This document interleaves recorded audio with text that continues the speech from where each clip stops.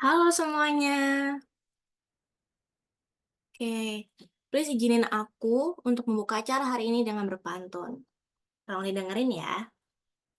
Anya Geraldine makan pepaya. Pepaya beli di pasar raya. Selamat pagi semuanya. Terima kasih atas kehadirannya. Senang banget aku hari ini karena bisa nemenin kalian semua sebagai moderator. Sebelumnya, perkenalkan, aku Rara. Di sini aku sebagai penerima beasiswa pemapan 2021. Hari ini aku akan menemani kalian sebagai moderator di talk show dengan judul Rahasia Cepat Dapat Kerja dan Sukses Berkarir. Talk show ini diadakan oleh Yayasan Bumi Sara. Yayasan yang telah berdiri sejak tahun 1988. Yayasan yang berfokus dalam bidang kaderisasi dengan tujuan untuk membentuk pemimpin masa depan yang berintegritas. Lebih lengkapnya, kalau kalian mau tahu lebih lanjut, please kepoin Instagram kita Bumi Sara. Kalian jangan lupa juga follow, karena untuk kalian yang beruntung hari ini dan semua yang datang di sini, kalau kalian follow Instagram kita, bakalan ada door prize menarik buat 2 orang yang beruntung. Oke, boleh silakan langsung di-follow ya, teman-teman semua. Oke, jadi hari ini kita tuh talk show-nya mau membahas tentang karir dan bagaimana cara dapat kerja ya, teman-teman. Padahal di Indonesia ini sekarang tuh lagi ekonomi yang kita tahu kan lagi sulit-sulitnya ya, lagi rasa-rasanya ekonomi Indonesia. Nah, menurut Badan Pusat Statistik sendiri di tahun 2024 Februari kemarin, jumlah pengangguran tuh meningkat loh teman-teman. Jadi 7,1 jiwa, 7,1 juta jiwa. Nah, ini tuh karena banyaknya permintaan lapangan kerja, dan pada lapangan kerja sekarang ini sangat terbatas, jadi tuh persaingan tuh sangat ketat banget. Salah satu faktor besar juga karena SDM atau kita masyarakat itu memiliki keterampilan yang terbatas, teman-teman. Nah, maka dari itu nih, pas banget teman-teman semua datang di acara hari ini untuk mengembangkan diri lebih baik. Langsung aja tanpa berlama-lama, yuk kita sapa narasumber-narasumber kita yang keren banget. Halo Kak Cynthia. Halo Kak. Kayaknya mungkin boleh tolong di-unmute Kak. Nah, Hai, hai Kak. Ih, Kakak cantik banget pagi ini. Apa kabar Kak makasih. Cynthia? Baik. Ya baik ya Kak Cynthia. Nah Kak Cynthia ini tuh narasumber yang keren banget karena Kak Cynthia udah 13 tahun ya Kak berkecimpung di dunia HR. 4 tahun sebagai konsultan di PT Accenture Indonesia, 4 tahun sebagai HR strategis di PT XL Axiata, dan 5 tahun sebagai Audi Manager di Sinarmas Mining Group. Wah, banyak banget ya Kak. Ini pengalamannya pasti ilmu-ilmunya bakalan berguna banget nih. Oke, lanjut kita sapa narasumber kedua kita, Kananda. Halo Kananda. Halo Rara, Halo Kak, apa kabar Kak? puji Tuhan baik. Puji Tuhan. Kananda ini lulusan Fakultas Psikologi UI, udah berkarir di HR selama 6 tahun ya Kak. Kananda ini memilih untuk menjadi HR karena kepeduliannya terhadap manusia, membawanya bersemangat untuk berkarir di bidang HR ya Kak. Sebab dengan berkarya menurut Kananda itu, di HR ini bisa membantu pengembangan banyak orang untuk menjadi lebih baik. Aduh, keren banget sih Kak, salut. Bagus, bagus, bagus. Di sini makanya Kananda juga berkenan ya pengen jadi narasumber di acara hari ini untuk membantu teman-teman semua. Oh, Oke, kita langsung aja kali ya Kak memulai talk show-nya dengan tanya jawab. Sebelumnya aku pengen mengawali talk show ini dengan bagaimana sih caranya kita itu mendapatkan pekerjaan, karena kan tadi di Indonesia lagi ketat-ketatnya lapangan pekerjaan karena terbatas ya Kak. Aku boleh dong mulai dari Kananda. Halo Kananda. halo Apakah Rara kamu dan siap? teman-teman Aku semua. tanya-tanya. Halo Mbak Cynthia. Halo. Halo, Mungkin aku kalau Kak. dibandingin Mbak Cynthia masih ini ya, cimit gitu.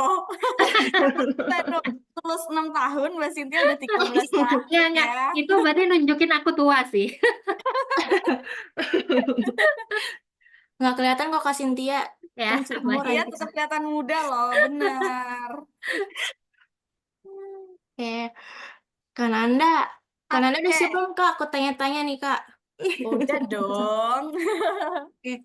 Kak, kan tadi kan lapangan kerja di Indonesia tuh lagi dikit banget ya, Kak. Maksudnya terbatas dibandingin sama demand-nya kita nyari kerja. Gimana sih, Kak, biar tetap pede dan survive gitu di lingkungan atau ekonomi Indonesia yang lagi bergejolak gitu, Kak. Oke, sebenarnya ya kalau kita bicara tentang penurunan lapangan pekerjaan betul ya, karena aku juga pernah baca research grafik penurunan tersedianya lapangan pekerjaan untuk orang-orang di Indonesia gitu. Kurang lebih penurunannya dari awal tahun 2024 sampai dengan sekarang, kalau dari data statistik itu sekitar penurunan lapangan pekerjaannya sekitar 30%. Gitu. Apalagi juga kalau aku baca juga di koran-koran gitu ya, banyak yang melakukan PHK gitu. Mungkin kalau teman-teman, apalagi teman-teman mahasiswa gitu ya, lagi semangat-semangatnya buat bahas isu-isu pemerintahan gitu, pasti udah familiar ada yang namanya dampak dari resesi gitu ya. Yang sebenarnya resesi itu kan dibilang dari tahun 2023 ya. Tapi jujur aku baru ngerasa di Indonesia itu mulai di 2024 ini resesinya kerasa. Mungkin kalau dari badan-badan ahli politik gitu dan ekonom memprediknya sampai di tahun 2026. Artinya ya kurang lebih teman-teman harus berjuang 2 tahun lagi gitu untuk bisa compete sama orang-orang yang lainnya gitu ya, mencari lapangan pekerjaan gitu. Tapi sebenarnya ya, kalau ditanya apa sih sebenarnya yang harus teman-teman lakukan gitu, yang masih teman-teman kuliah gitu. Ini mostly pesertanya masih kuliah nggak, Kak? Bener nggak? Iya nih, sebagian tuh pesertanya masih kuliah, jadi mempersiapkan diri buat nanti mereka terjun ke lapangan kerja, Kak. Oh, oke, oke. Berarti masih mahasiswa ya, gitu. Aku Hmm, anggap mungkin kalian mulai masih di semester 4, 5, 6, 7 gitu ya, karena yang masuk Bumiksara mostly dimulai di semester 4 ya, betul. gitu. Nah, yang pertama kalian harus gali adalah kalian harus tahu apa yang kalian suka, minat kalian apa, harus explore gitu. Apalagi sekarang di kantorku juga kalau sekarang di kantorku gitu ya di Astra itu mulai nerima anak MSIB atau kampus merdeka gitu ya. Mungkin teman-teman familiar itu juga jadi salah satu ajang untuk kalian bisa mengeksplor diri gitu. Jadi yang pertama tadi ya aku bilang kalian harus tahu dulu, kalian harus eksplor. Kalian mau berkarir di bidang apa? Gitu. Kalian sukanya apa? Mungkin less likely gitu ya. Masih belum tahu ya mau berkarir di Betul. bidang apa, karena aku dulu juga di akhir-akhir kuliah sih baru kayak oh ya udah deh aku di HR aja gitu. Cuma at least teman-teman udah punya beberapa pilihan, 3 atau 2 pilihan. Kalau dulu aku mungkin karena aku anak psikologi, aku eksplor sana sini gitu ya, mencoba untuk magang bisa. Atau dulu di zamanku tuh belum ada kampus merdeka, jadi kalau mau magang harus magang sendiri, nyari sendiri gitu. Nah mungkin teman-teman sekarang exposure untuk magangnya lebih banyak gitu. Apalagi sekarang perusahaan-perusahaan ternama, BUMN lah, Pertamina gitu, Sinarmas, tempatnya Mbak Cynthia, atau di Astra, itu udah mulai familiar sama internship program. Apalagi internship program, kalau misalnya bagus, banyak yang nantinya akan bisa direkrut jadi karyawan permanen atau karyawan tetap. Gitu. Jadi, aku menyarankan banget teman-teman, selain mencari minatnya dulu, kedua adalah explore. Explore bisa dengan magang, bisa dengan kampus merdeka, atau bisa dengan kalian freelance gitu kan. Zaman sekarang tuh mudah ya dicari exposure seperti itu. Gitu. Itu 2 cara. Nah, cara yang ketiga adalah jangan takut buat coba. Gitu. Apalagi kalau ada rasa malas gitu. Di saat teman-teman kalian mulai berlari sedangkan kalian berjalan gitu ya, pasti kalian akan kelibas seiring ada perkembangan zaman yang seperti ini. Gitu. Mungkin 3 tips itu dulu yang aku bisa kasih di awal sih, Ra. Nah, kayak setuju banget sih, Kak. Berarti kita harus emang sebagai apalagi buat teman-teman mahasiswa tuh emang penting banget buat explore-explore ya, Kak. Karena belum baru Betul. menjajaki dunia gitu. Jadi nggak bisa langsung nunjuk kayak, oh aku pengen ini, aku pengen ini. Emang harus dicoba semua sih ya, Kak. Betul, betul, Nah, betul. walaupun teman-teman ini masih beberapa ada yang mahasiswa dan ataupun ada yang sedang mencari pekerjaan nih, Kak. Gimana sih menurut Kakak cara sebagai HR tuh cara membuat CV atau portofolio yang menarik? Kalau misalnya nggak punya pengalaman, kalau misalnya di sini point of view kan kalau tadi kan udah coba explore-explore, tapi siapa tahu teman-teman di sini tuh ada yang ngerasa pengalamannya tuh minim, Kak. Itu tuh gimana, Kak, tips and triknya? Oh, oke. Ini dari belum punya pengalaman sama sekali ya. Iya, Pengalaman yang betul. dimaksud kan berarti pengalaman internship atau freelance gitu ya. Nah, sebenarnya cara paling mudah adalah at least kalau kalian belum punya pengalaman freelance atau belum punya pengalaman kerja, kalian harus aktif di organisasi dulu. Oke. Itu adalah salah satu hal yang paling mudah untuk teman-teman lakukan deh gitu. Nggak harus di organisasi BEM gitu, tapi teman-teman bisa menunjukkan bahwa selain kuliah, teman-teman punya kepedulian lain untuk mengembangkan diri teman-teman gitu. Karena bagus di akademis itu one thing, tapi ketika bekerja, soft skill akan lebih mendukung kalian untuk bisa berkembang lebih cepat dan bisa compete dengan yang lain gitu. Jadi cara yang paling mudah bisa kalian pertama aktif di organisasi. Sehingga kami dari HR tahu bahwa oh selain dia aktif kuliah, dia juga punya kepedulian untuk growth their mindset atau growth their self untuk bisa bersosialisasi dengan orang lain atau memimpin suatu project yang nantinya sebenarnya pengalaman itu inline sama pengalaman ketika sudah bekerja. Karena kalau bekerja kan kamu bekerja bukan hanya untuk diri sendiri ya. Begitupun juga sebenarnya itu yang terjadi di organisasi ya. Itu misalnya bisa di organisasi KMK mungkin gitu ya, atau organisasi-organisasi kepanitiaan yang teman-teman takut untuk komit dalam waktu 1 tahun gitu, itu bisa dimulai. Itu yang pertama gitu. Yang kedua adalah ketika teman-teman sudah aktif di organisasi gitu ya, kan kita juga jadi bisa punya banyak evidence buat menilai teman-teman ini. Walaupun teman-teman belum punya pengalaman pekerjaan, kita bisa gali dari dia bersosialisasinya gimana, dia punya kepemimpinan atau enggak gitu. Apalagi biasanya kalau teman-teman fresh graduate tuh familiar sama yang namanya program MT atau manajemen trainee yang paling gampang untuk dimasukin gitu. Karena bisa Betul. nyoba dengan segala lini kan kalau mereka belum punya satu passion yang pasti gitu. Nah, lalu selanjutnya adalah teman-teman bisa menonjolkan gitu ya di CV kalian ini kesukaannya apa atau minatnya apa gitu. Seperti yang tadi aku sudah contohkan di depan sebenarnya. Karena aku dari awal minatnya tuh ke people, aku suka melihat orang berkembang, aku suka menilai orang gitu ya. Makanya aku memutuskan buat berorganisasi maupun magang inline dengan itu. Nah, begitupun juga teman-teman yang harus teman-teman miliki gitu. Jadi walaupun teman-teman belum punya pengalaman magang, teman-teman harus tahu dulu minatnya di mana. Itu penting gitu. Karena kalau sudah tahu minatnya di mana, teman-teman jadi gampang mengekspor sana sini walaupun teman-teman belum punya kesempatan untuk magang gitu. Dan di CV itu bisa ditonjolkan, misalnya contohnya teman-teman punya minat dalam menulis atau meneliti gitu ya, sehingga teman-teman pursue karir teman-teman untuk di bidang jurnalistik gitu. Nah, kalau CV itu kan kalau teman-teman tahu biasanya kan ada foto gitu ya, terus ada data diri kita simple, kelahiran tahun berapa gitu. Nah, biasanya kan setelah itu ada overview singkat mengenai diri kalian tuh, diri teman-teman. Nah, di situ teman-teman bisa tonjolkan teman-teman minatnya di mana, lalu selama kuliah sudah berorganisasi di mana aja. Gitu. Nah, jangan berkecil hati, karena habis itu walaupun teman-teman gak punya pengalaman magang, teman-teman bisa menonjolkan pengalaman organisasi tadi. Gitu. Nah, kalau teman-teman gak punya pengalaman organisasi juga, gitu ya, aku sih saranin banget teman-teman harus berorganisasi sih, karena kalau enggak, kita jadi tidak bisa menilai teman-teman berhubungan dengan orang lainnya gimana, hubungan interpersonalnya gimana gitu. Atau misalnya teman-teman memutuskan untuk punya karir yang spesifik, kayak misalnya IT atau apa yang sebenarnya terkadang kita tidak bisa nilai dari pengalaman organisasi juga gitu. Bisa jadi itu kan keahlian tertentu gitu ya. Kalau sekarang mungkin kayak data bootcamp atau apa data engineer.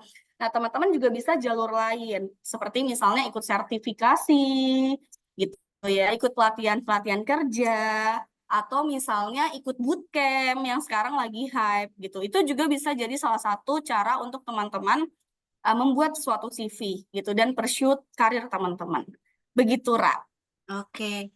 Berarti emang penting banget sih ya, Kak, buat stay curious gitu, ikut volunteer sana-sini, Yes, ikut panitia, ikut kursus-kursus, walaupun kursus-kursusnya gratis-gratis itu tetap kehitung kan ya, Kak, kalau di tetap. HR. Betul. Karena kan Hmm. sebenarnya kalau di HR itu pertama pasti ya, kalau yang namanya kompetensi, apalagi kita memang pursue untuk lowongan fresh graduate, beda sama pro hire ya. Kalau pro Oke. hire itu kan biasanya teman-teman yang udah punya pengalaman lebih dari 3 tahun kerja gitu ya, itu kan pasti sudah punya keahlian tertentu. Nah, tapi kalau misalnya teman-teman fresh graduate, biasanya yang dicari dari HR adalah kemauan dia untuk mengekspor diri, curiosity dia, kemampuan dia untuk mau belajar, gitu. Itu yang sebenarnya dinilai. Jadi walaupun misalnya sertifikasinya gratis, nggak apa-apa gitu. Tapi kan kita bisa melihat sisi lain dari teman-teman. Misalnya, oh ternyata dia mau belajar, oh ternyata dia mau mengekspor diri dan menjadi certified di bidang yang dia suka, gitu. Itu jadi salah satu pertimbangan dari HR, either than kompetensi itu sendiri, gitu. Oke. Kak, kalau misalnya structure CV itu tuh ngefek nggak sih Kak kalau di mata HR? Ngefek banget. Mm-mm. Ngefek banget. Jadi Emang yang baik itu gimana Kak? Ya. structure CV itu kayak ATS ya berarti sekarang. Iya. CV ATS ya. Nah, kan sebenarnya sekarang itu HR udah banyak pakai sistem atau AI ya, gitu dalam menilai atau mensaring filteran CV teman-teman.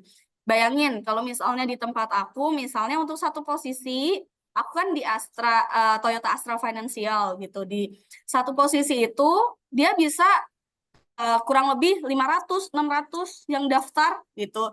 Jadi kan HR harus butuh waktu untuk memfilter gimana caranya supaya cepat gitu ya. Nah, memfilter supaya cepat itu jadinya kita pakai suatu sistem. Nah, suatu sistem itu biasanya bisa mendetek untuk CV-CV yang ATS atau biasanya teman-teman tahu dengan structure CV gitu. Kalau ditanya yang penting apa Kak gitu. Yang penting adalah yang pertama tadi yang udah aku jelaskan. Data diri teman-teman harus jelas. Apalagi ini yang sering terjadi ya, common pitfalls untuk teman-teman yang membuat CV ATS. Kadang nggak ada nomor HP-nya. Ataupun kalau ada nomor HP, nggak bisa dihubungi gitu ya. Atau nggak ada emailnya gitu. Itu yang sebenarnya jadi mempersulit kita untuk berkomunikasi sama teman-teman gitu. Jadi yang pertama yang penting adalah data diri teman-teman harus bisa diverifikasi dan dihubungi gitu. Data diri teman-teman harus sesuai, harus benar-benar mencerminkan diri teman-teman. Gitu, apalagi sering ada yang lupa untuk menuliskan fakultas apa, jurusan apa, kadang cuma nulis universitasnya aja. Sedangkan kalau di HR sering banget kan, kalau untuk posisi-posisi tertentu, butuh untuk jurusan tertentu. Gitu. Jadi tadi ya, yang penting kontak teman-teman, email maupun WhatsApp maupun nomor HP harus aktif. Yang kedua adalah data diri universitas, fakultas, jurusan, dan PK itu juga harus ada. Gitu. Nah, kalau dibilang sebenarnya PK itu seberapa penting gitu ya. Karena kan sekarang kan banyak yang nilai, ngapain PK bagus-bagus tapi nggak pernah aktif organisasi, nggak guna juga gitu. Atau kalau PK-nya kekecilan, jadi nggak bisa masuk gitu. Nah, sebenarnya PK itu IPK ya, maaf. Jadi PK karena udah kerja penilaian kinerja.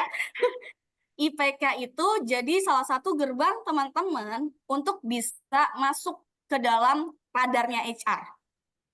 Gitu, walaupun kalau di Astra biasanya IPK-nya minimal 3 gitu ya. Nah, biasanya ya udah at least teman-teman memenuhi bare minimum dulu. Bare minimum untuk IPK minimal 3 gitu. Begitupun juga mungkin di tempatnya Mbak Cynthia, di Sinarmas, dan di tempat teman-teman yang lain. Gitu. Jadi itu adalah salah satu cara supaya teman-teman bisa masuk ke radar HR. Walaupun IPK tinggi juga belum tentu akan diterima gitu. Karena tadi ya kita biasanya lebih melihat soft skill teman-teman, attitude teman-teman gitu ya, value teman-teman yang nanti aku jelaskan lebih lanjut gitu. Jadi jelas ya, yang pertama data diri tadi gitu ya. Yang kedua overview tentang teman-teman itu harus ada juga. Karena biasanya dari situ HR bisa menilai teman-teman ini sesuai atau enggak dengan minatnya yang dituju gitu ya. Sama satu lagi adalah sesuai enggak sama kualifikasi yang kami butuhkan gitu. Karena kan biasanya kalau anak Gen Z gitu ya sekarang, kalau nggak sesuai passion aku nggak mau kerja serius Kak gitu. Banyak banget loh yang kayak gitu sekarang. Ayo ngaku deh teman-teman semua. Gitu. Jadi itu juga menjadi salah satu hal penting yang biasanya HR lihat. Gitu. Nah, di bawahnya overview baru tuh biasanya yang juga harus ada adalah pengalaman magang dulu deh gitu. Pengalaman magang, pernah magang di bidang apa aja gitu. Dan sebenarnya kalau pengalaman magang yang dinilai yang lebih positif atau yang menambah nilai adalah pengalaman magang yang sudah inline dengan posisi yang dituju. Misalnya contohnya tadi ya, teman-teman mau jadi jurnalis di Kompas contohnya gitu. Daftarlah jadi jurnalis di Kompas. Nah, pengalaman magang yang perlu ditonjolkan pertama adalah pengalaman magang yang align dengan posisi jurnalis tersebut.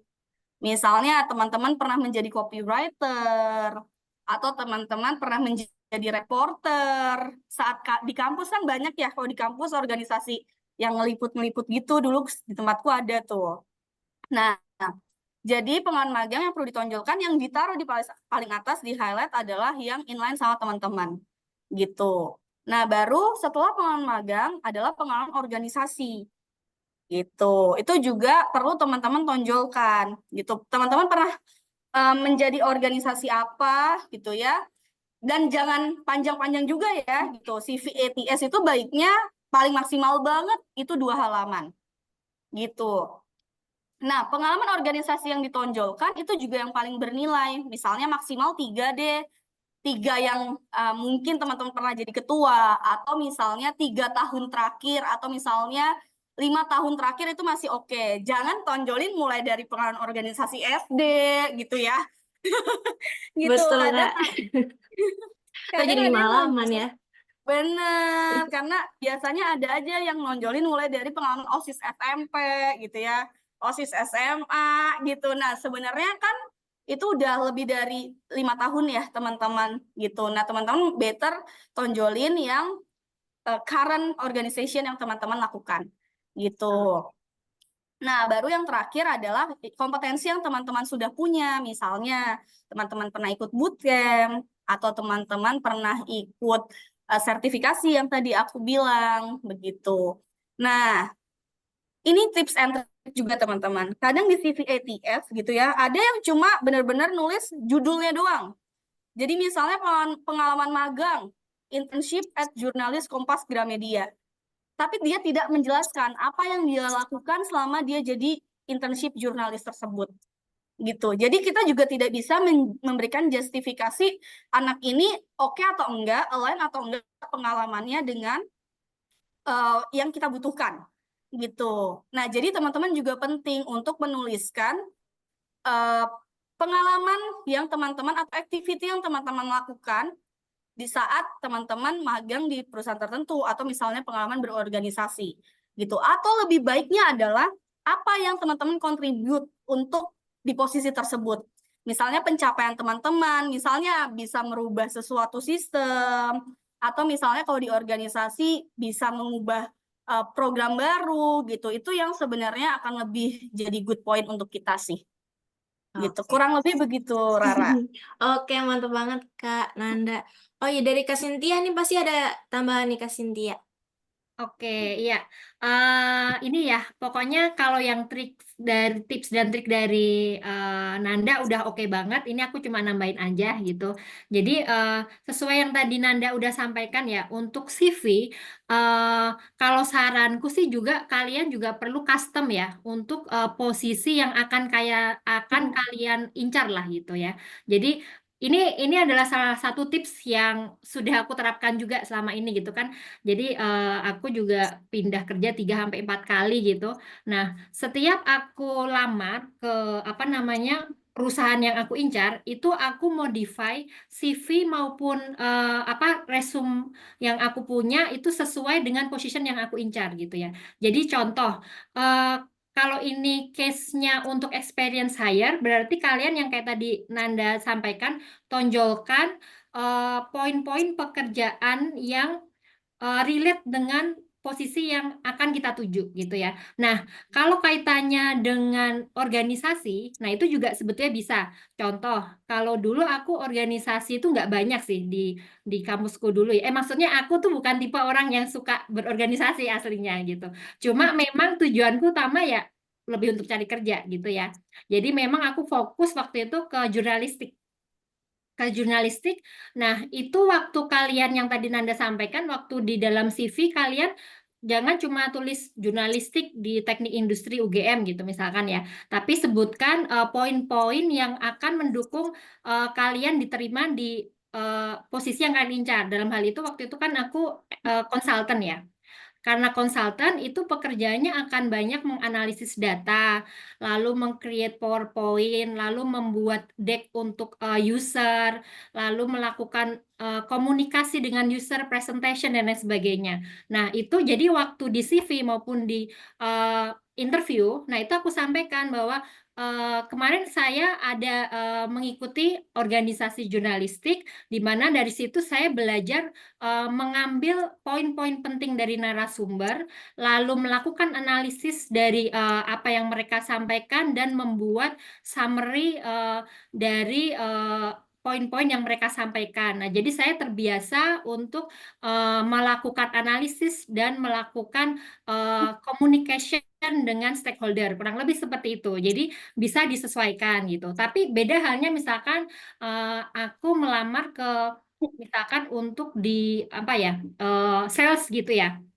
Nah, di sales juga bisa kalian, walaupun mungkin dari jurnalistik ke sales itu mungkin gimana ya menghubungkannya ya. Nah, itu memang harus creativity kita jalan di situ. Misalkan karena tadi di jurnalistik saya sudah terbiasa berhadapan dengan orang, makanya saya bisa communication skills saya berkembang yang berguna untuk posisi sales marketing ini gitu. Misalkan gitu. Jadi kita harus pintar-pintar juga apa yang kita lakukan di organisasi bisa kita jual lah gitu kepada perusahaan, kurang lebih gitu ya. Lalu mengenai IPK. Nah, kalau IPK sesuai juga dengan Nanda bahwa memang itu sebetulnya masih penting ya, terutama buat teman-teman yang sudah punya tujuan ke perusahaan tertentu misalkan ya. Kayak kalau waktu itu aku di konsultan, sebetulnya waktu aku mau lulus sih aku belum kepikiran pengen di konsultan ya. Cuma kalau konsultan sendiri itu IPK minimumnya adalah 3,5 gitu. Jadi harus cum laude gitu ya. Nah, dan kalau misalkan rekan-rekan ini sekaligus ini ya, kalau misalkan rekan-rekan juga ada di sini yang berminat ke konsultan itu mohon diperhatikan bahwa itu minimalnya 3,5 kalau untuk fresh graduate gitu ya. Jadi ya kalau yang belum dikejar lah gitu. Karena memang sebetulnya apa namanya ya IPK itu karena ya tadi itu sekarang ini sudah by system ya kalau untuk analisis CV ya. Jadi penting banget yaitu kalau udah IPK-nya di bawah ya otomatis nggak masuk radar gitu. Terus nggak ada organisasi nggak masuk radar juga gitu. Jadi memang perlu diperhatikan poin-poin itu karena kalau dulu mungkin by manual mungkin ya kalau lagi recruiternya kilaf mungkin bisa lolos gitu ya. Tapi kalau sekarang Benar. AI nggak bisa kilaf gitu. Nah, jadi perlu diperhatikan itu. Lalu terkait magang. Nah, ini aku ada apa namanya mungkin kalau rekan-rekan yang Gen Z mungkin lebih pintar ya kalau kalau magang itu sekarang banyak banget gitu. Jadi sebetulnya dibandingin zamanku dulu, magang itu kan harus offline ya. Dan itu effort gitu. Maksudnya lowongan susah, harus cari di mana internet juga belum ini. Kalau sekarang tuh gampang banget gitu. Jadi kalian cari di IG ada, cari di Twitter ada gitu. Jadi jangan pakai alasan bahwa sekarang itu magang susah karena sebetulnya online aja banyak gitu ya. Jadi ada website mungkin nanti bisa aku kasih juga daftarnya ya. Ada freelancer.com, terus ada projectorg.com gitu-gitu. Nah, itu ada dia membuka freelancer yang bisa kalian teman-teman ambil gitu. Khususnya mungkin yang apa untuk sales atau untuk IT dan lain sebagainya banyak banget sih. Jadi manfaatkan juga karena sekarang magang tuh nggak harus offline itu titik poinnya ya. Magang itu online aja juga banyak banget sekarang. Jadi dan gajinya tuh bagus-bagus juga sebenarnya ya. Jadi selain selain bisa buat ngisi CV kalian, portofolio kalian bisa buat pemasukan tambahan juga gitu. Jadi apa namanya? Pokoknya mumpung kalian sekarang ini sangat-sangat terbantu dengan teknologi, itu manfaatkan teknologi itu biar membantu kalian ya tadi itu. Jadi nanti aku kasih daftarnya deh beberapa apa namanya website yang bisa memberikan informasi mengenai magang secara online bahkan remote di luar negeri gitu juga bisa gitu. Sebagai contoh kan aku sebetulnya juga punya online shop ya. Nah, sosial media spesialisku itu 2 orang, itu orang Palembang sama orang Semarang. Sementara aku sekarang tinggal di Tangerang Selatan ya. Dan itu mereka masih kuliah semua. Yang orang Palembang aku nggak pernah ketemu mereka sama sekali gitu. Itu jarak jauh aja aku kasih job, termasuk kayak desain apa namanya sosial media itu aku kirim by WhatsApp atau apa Google Drive itu mereka yang kerjakan gitu. Jadi sebetulnya kesempatannya lebih besar sih buat kalian ya kalau misalkan memang kalian jeli dan tekun untuk hal itu gitu sih. Oke, keren banget Kak Cynthia. Makasih untuk tambahannya. Berarti emang CV, kebenaran akan data-data di CV, jangan sampai CV-nya kita ngasal bikinnya malah alamat palsu ya Kak, HR mau nge-approach-nya. Terus apalagi harus adjust CV setiap kali kita mau daftar perusahaan. Jadi kita nggak boleh ya Kak, satu CV template semua persis sama, terus kita langsung sebar ke 15 perusahaan. Itu berarti red flag banget ya Kak. Apalagi tadi yang aku pengen highlight dari Kak Marcella adalah soft skill dan attitude juga. Berarti ini emang soft skill dan attitude ini emang perlu ditonjolkan apalagi saat interview ya Kak Nanda. Betul, setuju. Apalagi ini juga mungkin benar banget aku setuju yang disampaikan Mbak Cynthia gitu, melengkapi dengan yang aku sudah sampaikan gitu. Nah, teman-teman sebenarnya juga perlu mengkaji, mencari tahu ya. Kalau misalnya ini udah di luar CV ya, udah misalnya udah mau interview gitu ya. Teman-teman juga harus research, harus cari tahu. Biasanya perusahaan itu umumnya ya, pada umumnya itu punya value-value tertentu gitu. Punya misalnya kalau di Astra biasanya value-nya itu namanya catur dharma gitu. Nah, catur dharma itu ada macam-macam lagi. Ada 4 poin. Nah, 4 poin itu menjelaskan tentang behavior yang sebenarnya harus dimiliki oleh insan Astra. Itu begitupun dengan Mbak Cynthia gitu. Karena dulu aku sempat di Sinarmas juga. Sinarmas kan juga punya ya Mbak Cynthia value-value yang harus dimiliki oleh insan-insan Sinarmas gitu. Nah, teman-teman juga perlu research itu supaya teman-teman tahu orang-orang yang diharapkan masuk di situ itu harus mempunyai value atau attitude atau misalnya kita biasanya sebut karakter yang seperti apa gitu. Nah, jadinya teman-teman sudah tahu ketika interview teman-teman harus menonjolkan diri seperti apa gitu. Nah, ini yang sering terjadi. Contohnya kalau di tempatku.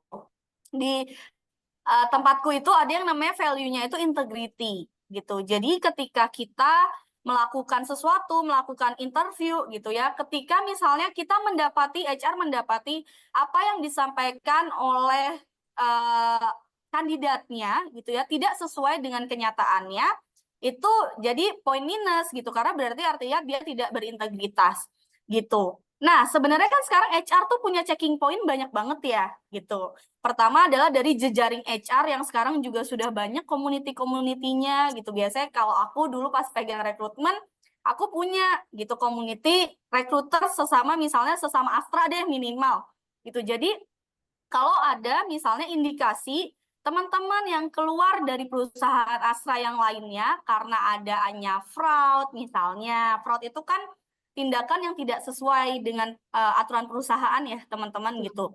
Nah, itu pasti tidak akan bisa masuk ke Astra Group lainnya. Karena kita udah punya community sesama HR di Astra gitu. Nah, makanya teman-teman penting banget. Biasanya kan kalau pas interview ada kecenderungan kita untuk faking good gitu ya. Untuk kita bisa gimana caranya supaya diterima. Walaupun faking good itu hal yang baik ya teman-teman.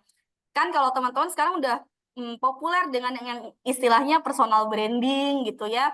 Gimana supaya caranya teman-teman menyesuaikan diri teman-teman gitu ya dengan kebutuhan-kebutuhan tertentu gitu. Faking good itu hal yang baik, bukan hal yang buruk.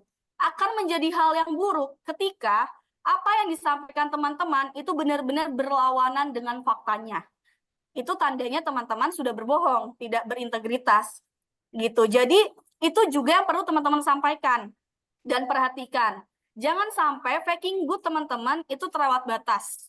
Sehingga ketika HR mengecek gitu ya, kita tahu bahwa oh ini anaknya berbohong. Itu contoh dari simpelnya ya teman-teman, masih banyak contoh-contoh lainnya yang berkaitan dengan value perusahaan gitu. Apalagi sekarang juga HR kan ngelihat dari sosial media juga gitu. Makanya kalau Gen Z yakin banget ini ada adekku ya. Adekku pasti punya 2 account. Yang satu buat account profesional, yang satunya buat account curhat gitu ya. Ini udah tertebak gitu. Ya at least tapi di account profesionalnya teman-teman tonjolkan hal yang sesuai dengan kaidah-kaidah, sesuai dengan value normal lainnya. Gitu, itu tambahan tips dari aku, Rara. Oke, makasih Kak Nanda. Berani Genzi, saya sebagai Genzi mengakui susah. Oke, eh, sekarang aku mau move ke Kak Cynthia dong. Kan kalau misalnya tadi kita bahas rekrutmen, kalau misalnya nanti kita udah suatu saat nanti kita udah sampai kita keterima dapat kerja di lapangan kerja tersebut, apa sih Kak kira-kira keterampilan yang paling dicari di saat kita apalagi masuk ke perusahaan tersebut? Oke, keterampilan ya. Jadi kalau untuk keterampilan itu khususnya kalau yang sekarang itu salah satunya adalah STEM ya, Science, Technology, Engineering, dan Maths gitu. Nah, jadi itu adalah salah satu keterampilan yang sekarang memang terlepas kalian backgroundnya apa, itu tetap harus tahu dan bisa sih gitu. Karena sekarang ini kan memang zamannya teknologi, jadi kita tahu bahwa dari teknologi ini kan emang sudah disrupt ya. Banyak pekerjaan-pekerjaan yang sudah tergantikan oleh AI dah gitu ya. Jadi oleh tergantikan AI, robot, dan lain sebagainya. Dan bahkan sekarang juga freelancer itu juga sebetulnya salah satu dampak dari kecanggihan teknologi ya. Jadi kalau kayak dulu perusahaan harus hire permanent employee. Nah, kalau sekarang sebetulnya dengan adanya situs-situs freelancer ini nggak perlu hire permanent employee, apa namanya gig worker istilahnya ya. Gig worker aja cukup dari situs-situs marketplace untuk talent gitu. Nah, jadi kalian tetap harus belajar mengenai science. Nah, itu jadi misalkan minimal tahu mengenai data gitu, bagaimana mengolah data. Jadi itu nanti yang terkait untuk pekerjaan kalian. Misalkan kalau aku di HR, nah itu karena aku di HR itu bukan bagian rekrutmen, memang kebetulan posisiku ini membutuhkan data analisis yang lumayan banyak gitu ya. Nah, itu tetap harus kita perkuat gitu. Lalu misalkan dari sisi teknologi, nah itu kita juga harus melek nih. eh, Teknologi apa sih yang sekarang lagi in terhadap pekerjaan kita gitu. Misalkan kalau di HR itu teknologi-teknologi apa yang sekarang lagi happening lah gitu. Lalu misalkan kalau di sales tuh teknologi apa yang bisa ngebantu kalian. Misalkan kalau kalian besok bekerja sebagai sales marketing. Nah, itu kan sebetulnya dari ChatGPT kalian bisa belajar eh, bagaimana membuat skrip untuk pitching atau membuat skrip untuk bisa goal negotiation gitu, kurang lebih gitu ya. Nah, kayak gitu. Nah, kalau dari sisi skill engineering ini sebetulnya jangan mikir kalian lalu tentang teknik ya. Tapi engineering di sini tuh sebetulnya hubungannya dengan proses gitu. Engineering itu kan sebetulnya berhubungan sama proses gitu ya. Nah, jadi misalkan kalau sekarang kalian di HR, kalian harus bisa ngelihat bukan cuma melakukan pekerjaan day to day yang business as usual gitu, tapi kalian lihat proses apa yang bisa kalian improve dari situ gitu. Kalau kalian tidak punya skill engineering tadi atau skill apa ya istilah engineering itu sebenarnya lebih ke rekayasa proses gitu ya sebetulnya apa namanya filosofinya gitu. Nah, kalian akan bekerja ya udah pokoknya bos kasih kerjaan ini ya aku kerjakan gitu. Tapi kalau kalian punya skill engineering tadi, kalian akan tajam melihat oh ini prosesnya kurang efektif, kurang efisien. Apa ya yang bisa aku lakukan ya? Oh, bisa aku ubah gini, bisa innovation gini. Nah, itu akan membantu juga pekerjaan kalian dan juga bisa membantu career progression kalian gitu ya. Nah, kalau yang tadi math itu kan hitungan ya sebetulnya, perhitungan gitu. Jadi memang misalkan ya tadi itu kalau misalkan kalian di HR gitu ya. Di HR mungkin kesannya ya nggak perlulah hitung-hitungan, nggak kayak akuntan atau apa gitu. Tapi sebetulnya tetap juga kita punya skill untuk perhitungan tadi karena hubungannya dengan data analisis tadi ya. Jadi kita harus punya lah basic-basic Excel, bagaimana melakukan apa rumus-rumus yang memang menunjang pekerjaan dan lain sebagainya. Nah, itu tetap harus kita perdalam gitu. Jadi misalkan kalian besok juga bekerja sebagai sales marketing gitu ya. Mungkin kayaknya nggak perlulah jago matematika. Nah, ini bukan matematika yang kayak kita pelajaran, tapi sebetulnya lebih ke bagaimana data misalkan kalau math dalam hal hubungan orang sales ya, itu berarti kita punya target menjual 1 juta gitu. Nah, berarti kan kita harus bisa breakdown tuh 1 juta per bulan itu berarti harus di breakdown per hari, berarti harus bisa targetnya bagi 20 hari kerja berarti 500.000 misalkan gitu ya. 500.000 dari satu customer itu bisa kontribut 200.000. Nah, berarti kita harus nyari berapa customer. Buat closing berapa customer, berarti kita harus nyari leads atau targeting berapa 10 kali lipat customer. Nah, math yang dimaksud di situ. Nah, jadi itu salah satu pentingnya skill yang harus kita miliki sekarang sih gitu. Oke, setuju banget sih Kak, karena mau semua lini, semua divisi atau semua bagian pekerjaan tuh emang bener banget butuh STEM ini Kak. Iya, Apalagi kalau misalnya di perusahaan aku pun HR-nya sekarang untuk absen aku tuh pakai selfie gitu Kak, dan itu kan bahkan terobosan baru buat aku yang baru banget masuk dunia kerja gitu ya Kak. iya. Nah Kak, kalau misalnya kita udah masuk ke lapangan pekerjaan nih Kak, pasti kan kita pengen ada jenjang karir. Gimana sih Kak caranya itu mendapatkan promosi di tempat pekerjaan itu? Oke, mengenai promosi ya. Jadi mungkin kalau buat yang belum bekerja ini mungkin masih agak jauh gitu ya, tapi sebetulnya tapi penting juga karena ini ya, yang pertama mungkin kalau kalian cari di sosial media jarang disebut lah ya, kalau bagaimana cara promosi di TikTok banyak lah gitu ya.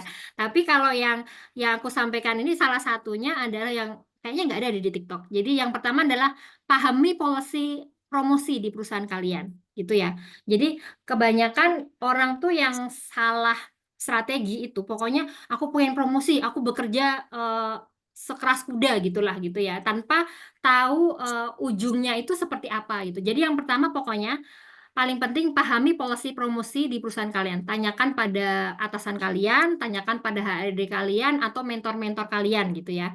Nah, kalau sudah tahu itu kalian petakan gitu. Misalkan kalau ini sebagai contoh kalau di kantorku ya. Di kantorku itu ada kalau promosi itu ada namanya hygiene factor. Jadi misalkan minimal harus apa namanya kalau pengen promosi dalam 2 tahun itu harus nilai A 2 tahun berturut-turut gitu. Lalu sudah mengambil sertifikasi yang terkait pekerjaan minimal 2 gitu misalkan. Lalu misalkan juga harus sudah pernah dirotasi 1 kali. Nah, itu yang penting kalian catat semua satu persatu dengan detail. Lalu kalian mapping mana yang belum kalian kerjakan gitu ya. Misalkan kalau di apa namanya salah satu di beberapa perusahaan ada yang mementingkan untuk promosi itu dia harus S2 gitu. Nah, berarti kalian harus kerja tuh S2 mau nggak mau gitu. Gimana caranya kalau memang kalian pengen promosi di perusahaan itu, berarti harus kejar S2 gitu. Itu contohnya kalau di kantor suamiku ya. Di kantor suamiku harus S2 kalau mau promosi. Jadi makanya dia kejar S2.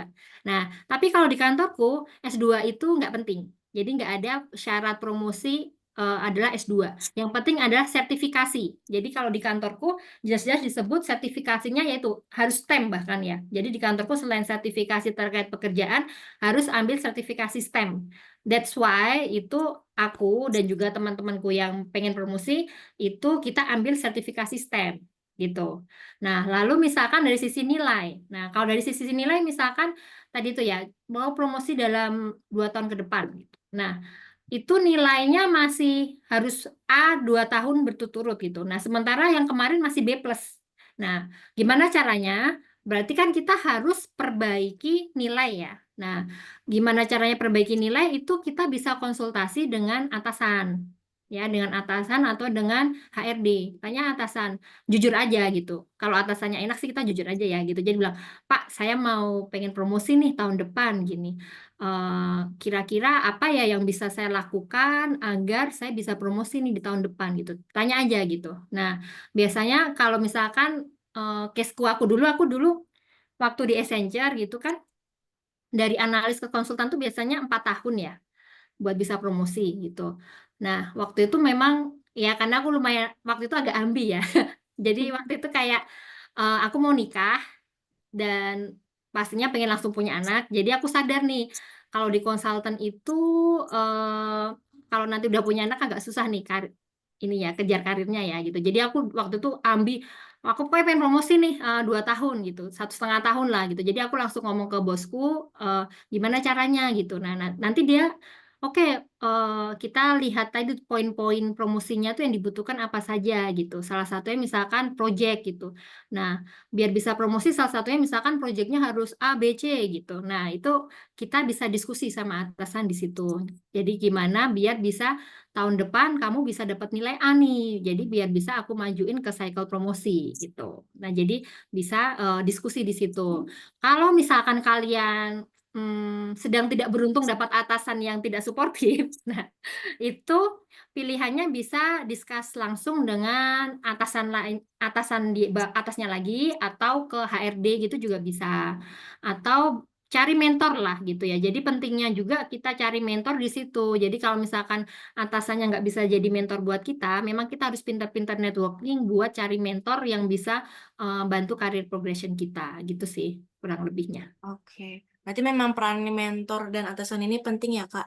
Apalagi Iya, kita harus tahu pinter-pinternya polisi dari perusahaan tuh kayak gimana. Karena pasti setiap kali kita mau naik pun, itu memang ada parameter sendiri ya, setiap perusahaan betul. berbeda-beda ya, Iya, Kak. dan sesama kayak yang tadi Nanda, kayak untuk ada AI untuk apa rekrutmen itu sekarang tuh juga udah ada AI untuk promosi gitu. Kayak Oh, kayak di kantorku itu untuk orang yang mau masuk promosi itu di sistem itu biasanya udah disaring duluan dari higien factornya. Jadi udah ada nilai nih, sudah dari sisi sertifikasi sudah lolos atau belum, dari sisi apa nilai sudah lolos atau belum. Nah, walaupun memang pada akhirnya akan ada discretion ya dari atasan, misalkan orang ini belum lolos eligibility promotion nih tapi dia memang bagus, nah itu bisa dimasukkan secara back end. Tapi kalau pada dasarnya dari awal tuh udah ada saringan dari AI gitu. oh, oke, oke, oke. Bahkan untuk promosi sekarang ada AI-nya sendiri juga ya, Kak? Iya, Yang heeh, iya, makanya itu tadi itu yang aku sampaikan, penting kita harus perbaiki poin-poin yang dibutuhkan oleh dan sudah ditetapkan oleh perusahaan gitu. oke. Berarti memang penting banget buat bikin planning ya, Kak. Iya, betul. Planning itu paling penting. Heeh. Nah, Kak, kalau misalnya kita di pekerjaan nih, kapan sih waktu yang tepat untuk kita pindah pekerjaan atau bahkan pindah pekerjaan keluar perusahaan atau jadi freelance atau bahkan mulai bisnis sendiri? Oh, oke. Ya, jadi sebetulnya salah satu poin ya itu adalah kita juga harus menilai dengan objektif perusahaan kita bekerja sekarang, apakah perusahaan itu memperhatikan karyawannya, development karyawannya, dan melihatnya sebagai talent atau hanya sebagai karyawan biasa gitu ya. Jadi apakah dia berinvestasi dalam development programnya, dalam promotion. Nah itu kita tandain juga tuh kalau misalkan apa namanya perusahaan itu nggak pernah memberikan promosi, maksudnya promotion rate-nya rendah sekali, atau kalian lihat bahwa di atasan kalian atau rekan-rekan kalian itu promosinya 8 tahun, 10 tahun ke atas, padahal orangnya bagus gitu ya. Nah, itu sebetulnya bisa dibilang red flag juga gitu ya. Nah, itu bisa sebagai salah satu tanda bahwa, wah kayaknya aku harus cari perusahaan lain yang lebih inilah apa namanya aware atau lebih berinvestasi dalam pengembangan karyawan gitu. Nah, nanti waktu kalian interview, nah ini berlaku juga nih buat teman-teman ini ya, apa namanya yang mau besok mau cari kerja ya gitu. Ya, iya sih kalau kalau waktu kita awal-awal apa namanya bekerja tuh kadang-kadang sapu jagat lah, pokoknya siapalah yang mau nerima aku gitu ya. Tapi sebisa mungkin sih tetap kalian waktu ditanya sama interviewer ya, ada yang mau ditanyakan gitu. Jangan sampai kalian bilang tidak ada gitu, jangan sampai ya. Itu biasanya juga kita, ah ini anak kok kurang ini ya apa namanya curiosity-nya kurang nih gitu. Nah, jadi salah satu yang bisa kalian tanyakan adalah mengenai bagaimana karir progression di perusahaan ini, Pak gitu. Jadi kalian bisa tanyakan itu juga. Jadi syukur-syukur besok misalkan kalian ada 3 perusahaan atau lebih yang tertarik sama kalian gitu ya. Kalian juga nanti bisa milih gitu. Karena sebetulnya starting point perusahaan pertama tuh kadang lumayan penting sih kadang ya. Jadi kayak karena kalau kalian betah itu bisa nggak resign. Jadi, nah kalau misalkan nggak resign tuh berarti kalian harus stay di perusahaan yang career progression-nya bagus gitu ya. Jadi makanya di situ nggak cuma perusahaan yang berhak menilai kandidat ya. Kandidat tuh juga berhak menilai perusahaan waktu interview gitu. Jadi kalian tanya career progression gimana Pak gitu. Policy promosinya gimana gitu kan. Atau misalkan di sini kalau mau promosi harus nunggu atasannya apa? Promosi juga atau enggak atau gimana? Pokoknya kalian gali juga dari sisi karir lah di perusahaan itu karena siapa tahu kalian akan berkarir lama di perusahaan itu. Nah, itu syukur-syukur sampai pensiun ya gitu. Nah, itu harus cari perusahaan yang memang memberikan kesempatan career progression yang bagus gitu. Nah, nanti begitu juga kalau waktu pindah ya. Kalau pindah juga aku tanyain juga nih ke perusahaan yang baru di sini sistem promosinya seperti apa, persyaratannya apakah harus S2 kah gitu. Itu juga buat buat apa namanya consideration juga ya, siapa tahu ya di sini harus S2 gitu. Nah, itu kan buat orang yang mungkin nggak punya waktu atau nggak punya biaya buat S2 kan, wah berarti bakalan bisa stuck nih gitu. Nah, itu bisa jadi consideration juga di situ. Nah, itu yang dari sisi perusahaan ya. Yang kedua juga kalau misalkan dari atasan juga kalian dapat atasan yang tidak bisa menjadi coach atau gaya kerjanya juga kurang cocok. Tapi tolong bedakan dengan ini ya, apa namanya? Eh, karena kalian yang nggak bisa adaptasi ya gitu. Jadi jangan sampai juga karena alasan wah ini nggak atasannya nggak oke nih, malah nyalain atasannya doang gitu. Itu juga jangan sampai gitu. Jadi tetap harus coba cari eh, garis tengahnya lah gitu. Tapi yang kalau memang misalkan atasannya dan teman-temannya toksik sekali, nah itu juga bisa kalian consider untuk pindah perusahaan atau misalkan gajinya tidak sesuai dengan tanggung jawab atau standar kalian gitu. Jadi misalkan, nah ini kalian juga harus rajin-rajin cari ini juga sih kalau udah kerja gitu kayak survei, salary survei di tingkat kalian tuh sekarang seberapa gitu. Jadi biar kalian bisa tahu ini kayaknya kekecilan deh dengan job desk yang sekarang. Nah, itu kalian bisa coba apa namanya explore di luar agar bisa meningkatkan benefit juga gitu. Terus yang lainnya juga misalkan kalian lihat prospek perusahaannya udah nggak bagus. Nah, itu juga kalian perlu siap-siap sih. Jadi kan tahu ya kalau sekarang kan banyak perusahaan yang startup cepat naik tapi juga cepat kolaps. Nah, itu juga kalau misalkan kalian sudah lihat, nah ini pentingnya tetap harus ngikutin ini ya berita-berita di luar gitu kayak Investri lah yang contohnya kemarin ya. Nah, itu kan karena banyak yang dibayar. Nah, itu sebetulnya kalau kalian udah lihat di dalam kalian lihat wah ini udah banyak pendanaan macet dan lain sebagainya itu udah red flag harus cepet-cepet kabur sih itu daripada tenggelam bersama gitu Betul, betul, ya. betul. Setuju banget, Kak. Kita juga sebagai karyawan juga berhak buat menilai perusahaan ya, Kak. Apalagi saat kita lagi cari-cari pekerjaan juga. Iya. Oke. Nah, buat Kak Nanda dan Kak Cynthia, ada nih pertanyaan dari teman kita, Arul. Dia tanya, apa aja sih keterampilan yang paling dicari HRD saat ini? Terus apalagi sekarang kan kalau cari kerja pakai LinkedIn ya, Kak. LinkedIn, terus ada CV-nya juga dimasukin, atau bahkan portofolio. Bagaimana sih cara menonjolkan keterampilannya itu tuh dalam dalam LinkedIn khususnya ya, untuk saat ini kan pasti banyak banget pakai LinkedIn nih HRD kita. Boleh mungkin dari Kananda dulu. Oke, oke, baik. Thank you, Rara. Tadi dari Arul, siapa? Arul. Ya, thank you, Arul, buat pertanyaannya. Oke. Nah, tadi juga aku sempat lihat ya dari beberapa komen juga ada beberapa yang tanya soal LinkedIn, gitu ya. Nah, sebenarnya LinkedIn itu sekarang juga jadi salah satu portal untuk HR mencari kandidat gitu ya teman-teman. Selain dari CV maupun website perusahaan masing-masing gitu ya. Lalu kita juga biasanya kerjasama dengan Kaliber atau misalnya Jobstreet yang teman-teman kenal. Kita juga lihat dari LinkedIn gitu. Apalagi untuk posisi-posisi yang spesifik keahliannya atau posisi-posisi yang kompetensinya sebenarnya sulit untuk dicari gitu. Atau misalnya kita untuk mencari pro hire, orang yang sudah berpengalaman. Biasanya kita lihatnya dari LinkedIn gitu. Begitupun misalnya dengan MT gitu. Biasanya aku juga walaupun fresh graduate carinya lewat LinkedIn. Cara menonjolkan keterampilannya gimana gitu ya.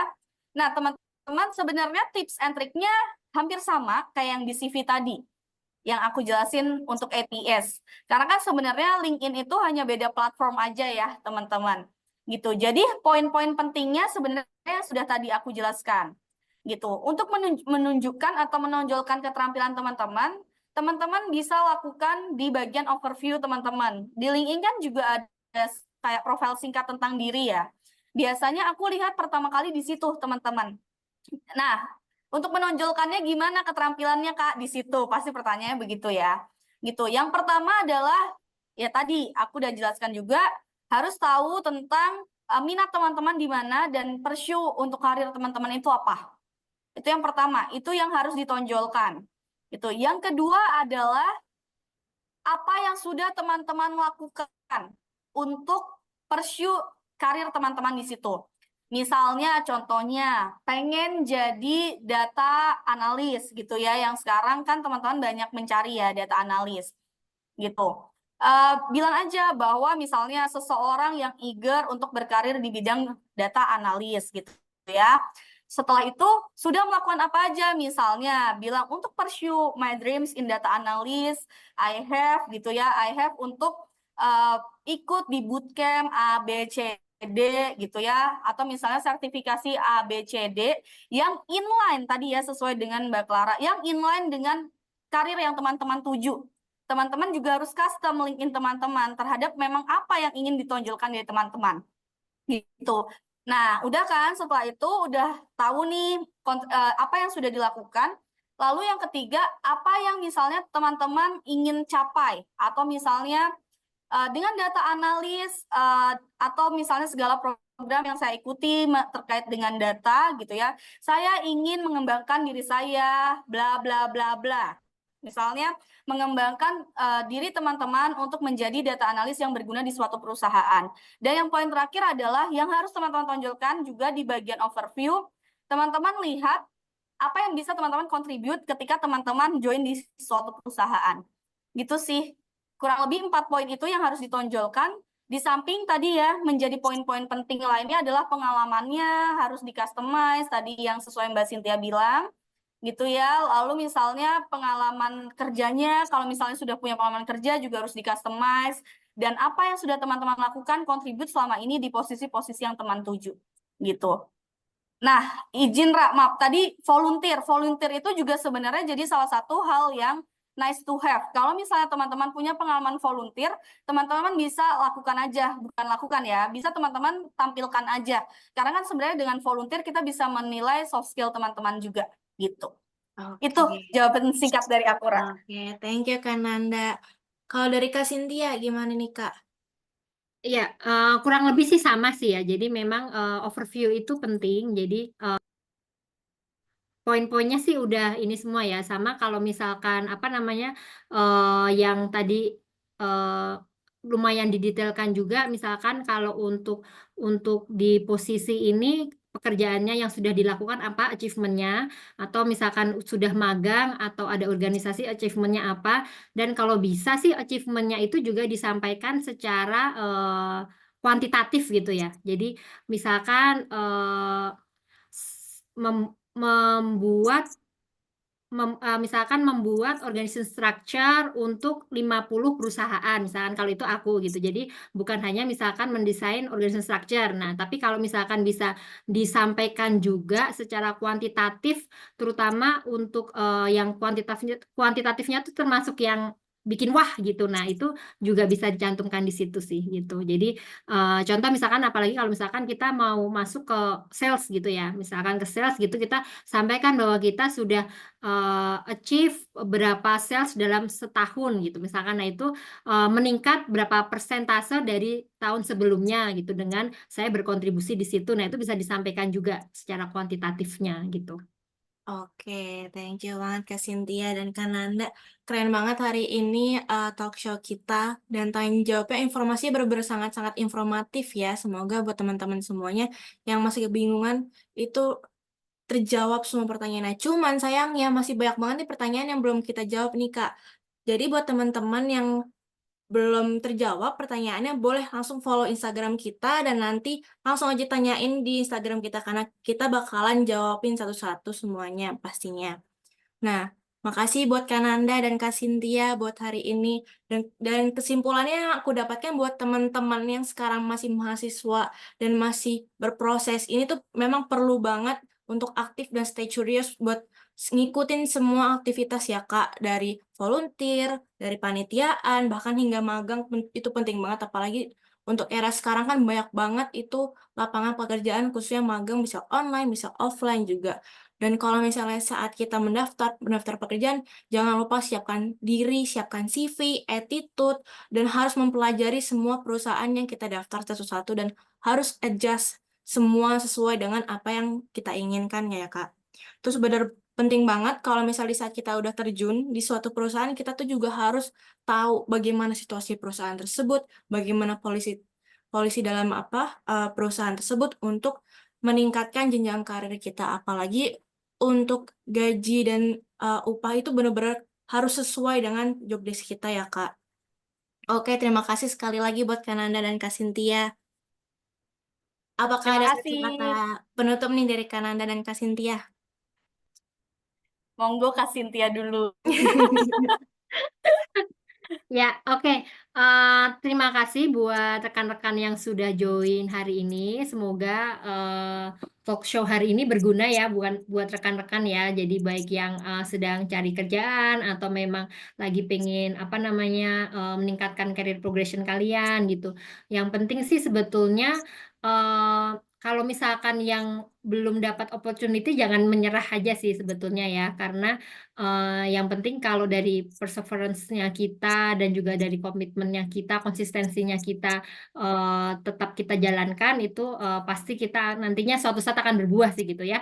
Karena dulu aku juga cari kerjaan yang bagus itu lumayan lama juga sih sebetulnya ya gitu. Jadi 6 bulan lah masa tunggu gitu ya. Ya sebelumnya ada tapi bukan bukan yang aku pengenin banget lah. Baru kayak yang bagus gitu. 6 bulan baru dapat waktu lagi udah nggak terlalu mikirin malah dapat gitu. Jadi yang penting selama masa tunggu itu tetap upskill aja lah skill kalian baik dari certification atau dari freelancer atau dari magang apapun itu kayak waktu masa tunggu 6 bulan itu aku eh, freelance jadi surveyor kalau nggak salah surveyor jadi ada perusahaan researcher gitu kan biasanya cari cari ini ya orang-orang yang jadi surveyor ya nah itu aku juga kerja apa namanya freelancer di situ gitu jadi pokoknya sambil menunggu itu tetap kita harus melakukan hal-hal yang positif yang bisa meningkatkan skill kita gitu sih. Oke, thank you Kak Cynthia. Untuk Kananda sepatah dua patah kata. Oke, aku udah jelasin panjang lebar ya teman-teman. Sebenarnya masih banyak hal yang mau di-sharing gitu, tapi waktunya terbatas. Ingat tadi yang aku bilang, di saat kalian berjalan, banyak ribuan manusia yang berlari untuk bisa compete. Jadi jangan lelah buat growth, buat coba gitu ya, sehingga nanti teman-teman tahu gitu karir apa yang mau teman-teman yang dituju dan nanti sukses. Gitu aja. Oke, terima kasih banyak buat Kananda dan Cynthia. Nah, gitu teman-teman. Teman-teman ada satu lagi nih bonus. Kalau misalnya tadi kan kita dari narasumber kita dari point of view HR. Nah, hari ini kita akan ada sesi sharing dari Kak Ino selaku ODP Mandiri. Halo Kak Ino, apa kabar? Halo Kak Rara, Kak Nanda, Halo. Kak Cynthia. Boleh nih Kak Ino cerita dari pengalaman mencari kerjanya hingga saat ini berhasil dapat kerja yang keren banget kerja di Mandiri. Oh ya, baik. Silakan. Pertama-tama terima kasih ya Kak Rara untuk kesempatannya. Jadi izin share sedikit eh, terkait dengan pengalaman dalam career journey kemarin dalam cari pekerjaan. Kebetulan eh, tahun lalu itu saya lulusnya di sekitar bulan Mei tahun 2023. Jadi eh, dari apa yang dibilang sama Kak Nanda dan juga Kak Cynthia, ada beberapa poin yang terus saya terapkan pada saat itu. Waktu kita baru lulus wisuda kan tentu beban moralnya itu sangat berat langsung dalam mencari pekerjaan, bisa dikatakan seperti itu. Jadi kita langsung dihadapkan pada kemana kita akan pergi selanjutnya gitu. Namun jauh sebelum itu tentunya perlu ada persiapan. Saya sendiri pun sudah membagi apa yang dikatakan seperti Kananda tadi, bahwa kita harus cari pekerjaan yang sesuai dengan apa yang kita suka gitu. Apa yang relevan dengan background kita, apa yang berrelevan dengan passion kita. Jadi kemarin sebelum wisuda atau sebelum ujian akhir, saya sudah melihat terlebih dahulu kira-kira saya mau berkarir di bidang apa nih. Kebetulan background saya di accounting, jadi eh, bisa dibilang peluangnya cukup banyak bisa masuk di berbagai bidang. Namun saya di situ headline 3 bidang. Pertama di jasa keuangan, perbankan, sama di FMCG. Jadi saya mencari top player perusahaan-perusahaan itu apa aja. Saya mencoba cari website perusahaannya apa untuk persiapan, sama tahu dia nanti pas kita lulus buka lowongan kerja atau lain sebagainya. Jadi udah persiapan sebelum wisuda.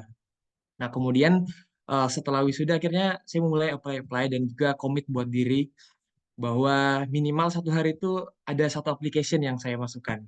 Jadi selama setiap hari itu saya usahakan bisa produktif apply 1 perusahaan, dan kemarin itu yang menjadi website atau platform yang sering saya gunakan itu di Kaliber, LinkedIn, sama di Talentix.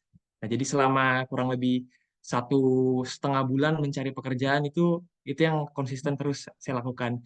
Dan betul yang dikatakan Kak Cynthia juga, bahwa kita perlu lakukan custom terhadap CV kita. Jadi saya kebetulan menyasar di 3 bidang kemarin. Jadi saya membedakan CV, muatan-muatan CV-nya itu apa aja. Kalau misalnya di perbankan, yang lebih saya tonjolkan itu perbankan kan kebanyakan dia bukanya di MT atau yang biasa disebut ODP gitu. Jadi pengalaman yang saya masukkan itu pengalaman yang terkait dengan leadership kebanyakan.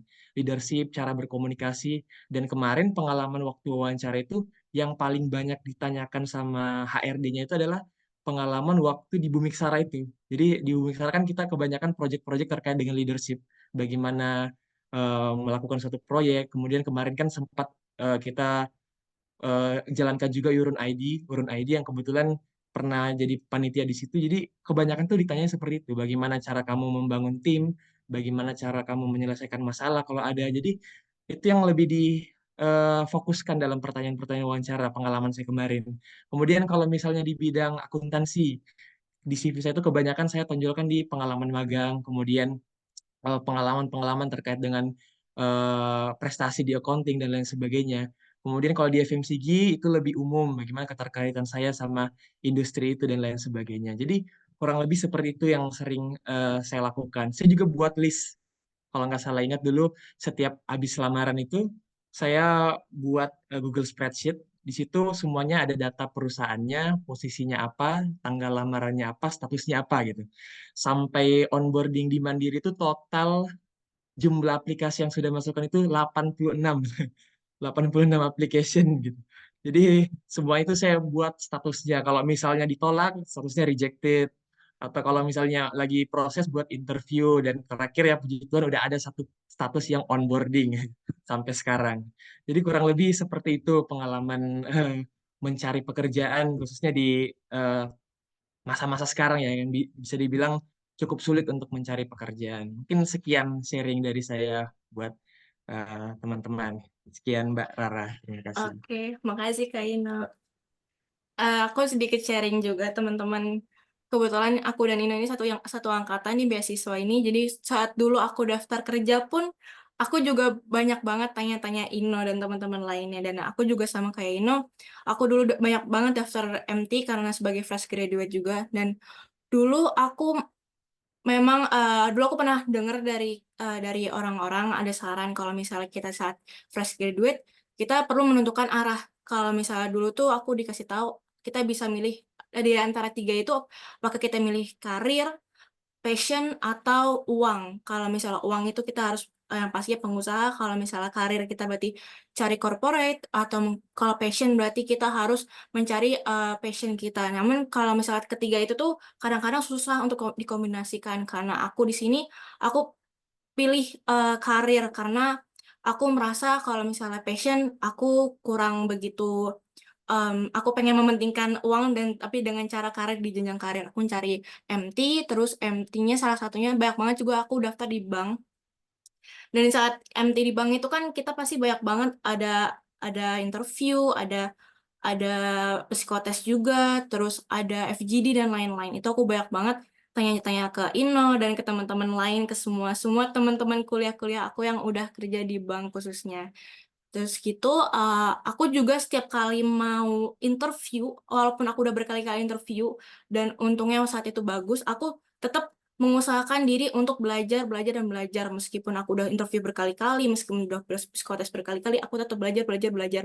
Belajar dari YouTube, sekarang banyak banget informasi-informasi berharga, apalagi kayak di sini, webinar sini juga informasi berharga banget, cara cara cara untuk kita menjawab HR dengan baik, cara kita membuat CV dengan baik, cara kita membuat LinkedIn dengan menarik dan segala macamnya. Itu aku nggak berhenti untuk belajar, belajar, belajar. Dan apalagi aku juga selalu kepoin semua perusahaan yang aku daftarin. Aku kepoin value-nya, visi misinya. Persis kayak yang tadi Kak Nanda dan Kak Cynthia katakan juga. Itu sih. Jadi semoga buat teman-teman semua yang masih mencari karir dan berjuang, jangan patah semangat. Patah semangat di suatu titik boleh, tapi jangan lupa untuk bangkit kembali. Tuh, teman-teman.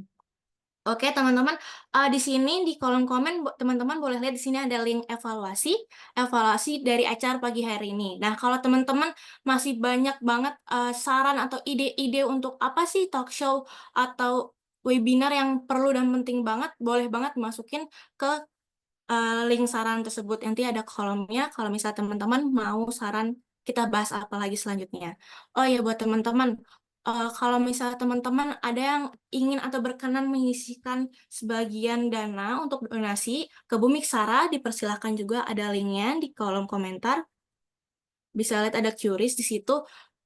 Dana itu nanti akan digunakan untuk mendanai kegiatan-kegiatan kita selanjutnya, dan khususnya untuk teman-teman kita pemapan beasiswa, pemapan Bumi Sara juga untuk beasiswa di sini. Gitu teman-teman dari kita. Lalu buat teman-teman jangan lupa untuk follow Instagram kita, dan kalau misalnya masih ada yang mau tanya-tanya tentang topik hari ini, silahkan di Instagram kita. Karena nanti kita bakalan milih 2 orang beruntung untuk mendapatkan door prize dari kita. Door prize-nya bakalan misteri banget dan bakalan berguna banget untuk teman-teman semua. Sekiranya itu dari kita. Terima kasih untuk hari ini sudah datang, dan izinkan aku selaku moderator untuk menutupnya dengan pantun. Oke, pagi-pagi pergi main, tiba-tiba jadi petani. Wahai kalian para hadirin, terima kasih sudah datang hari ini. Oke, terima kasih teman-teman udah datang hari ini. Semoga ilmunya bermanfaat dari talk show kita.